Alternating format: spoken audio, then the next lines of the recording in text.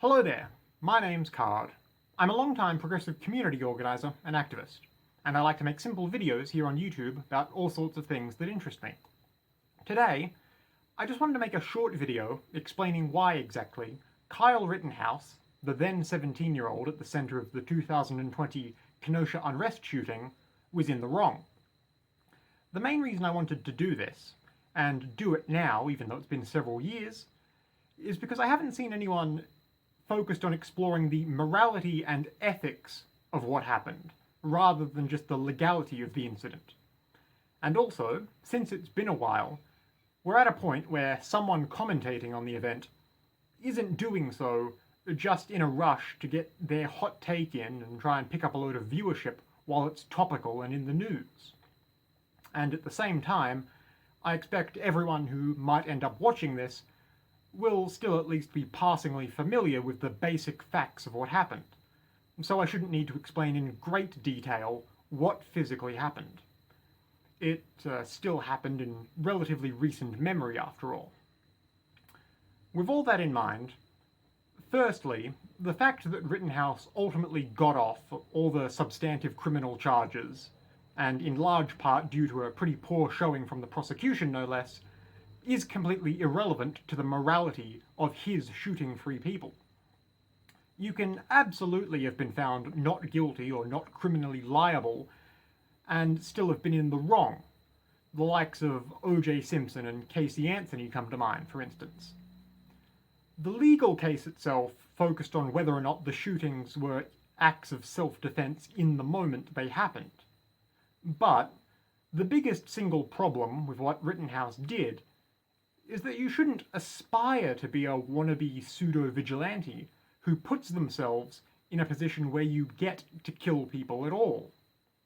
Even setting aside the fact that the whole George Floyd protests that were the context to all this seem like a very justified instance of community outrage. If there's a protest going on, any sort of protest, you shouldn't want to wade into it with an assault rifle looking for trouble. If you think a big public demonstration is dangerous, or violent, or out of hand, that is all the more reason not to get involved or start looking for a fight. Especially not when you're driving in from a completely different state under the pretense of protecting local businesses. Now, I'm the sort of lefty who has no problem with guns. And in fact, I think the broad legal right they have in America to own firearms is a great thing. But the culture which surrounds guns in America is absolutely diseased. Allowing a minor like Rittenhouse to go out of town with a gun to a protest overnight is absolutely disgraceful behaviour. But even if someone was a fully grown adult with a legally obtained weapon from the town the shooting occurred in, you shouldn't go out trying to provoke fights. Compounding the issue is how Rittenhouse acted during the course of the trial and ever since. Namely the fact that all his testimony during the legal proceedings was all very blatantly self-serving falsehoods, and how he's done a lot to set himself up as a celebrity of sorts among people on the political right since.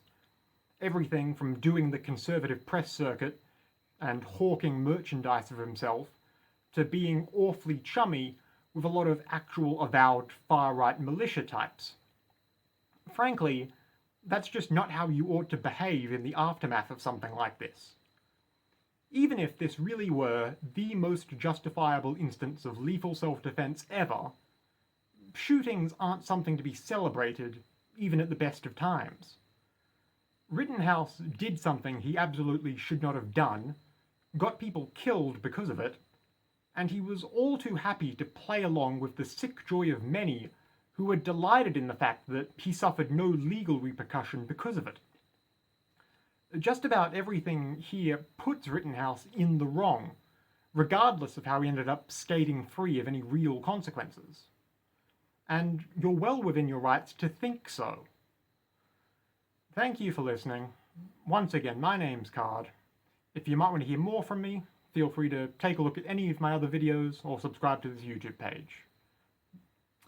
Either way, bye for now, and stay safe out there.